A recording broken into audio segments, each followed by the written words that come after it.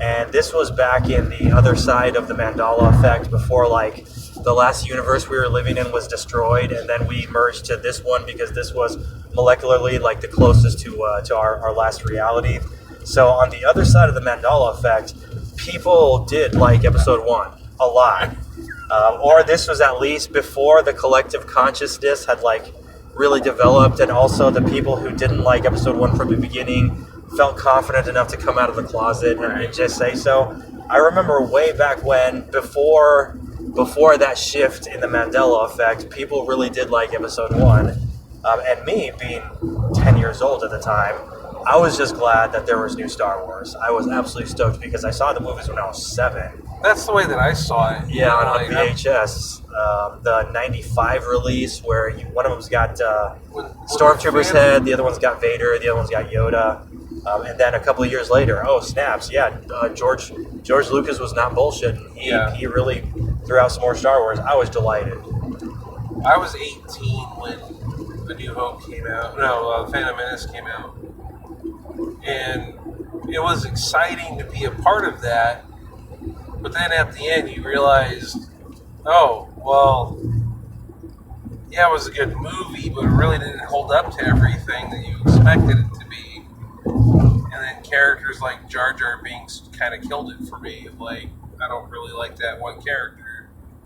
And I was a kid, so I guess the Jar Jar Binks being silly just didn't jar me.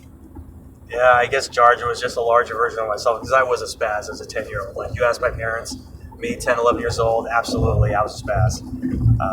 And then also, a lot of people, I guess, in hindsight, they just felt like their intelligence was insulted because, oh, look at this 10-year-old. Like, yeah, sure, the Force is really strong with him, but, like, this 10-year-old is just flying air combat in battles and doing the pod race and all this crap. Like, and they just felt really insulted that a little kid is kicking that much ass. Whereas, again, Anakin's character is 9 or 10 years old in the film, in the canon, and I'm 9 or 10 years old, and of course, every kid secretly wants to become a Jedi.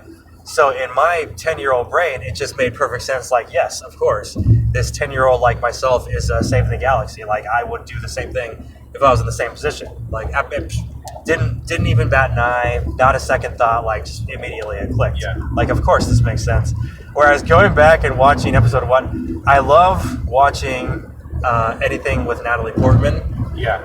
Liam Neeson's a good actor. Ewan McGregor's a good actor. It's still nostalgic for me to see Jake Lloyd on the screen because as much crap as a bunch of assholes have given him, when I was a kid, I wanted to be Jake Lloyd. Jake Lloyd was my hero. Like, he was the guy up there being Anakin. He was getting it done.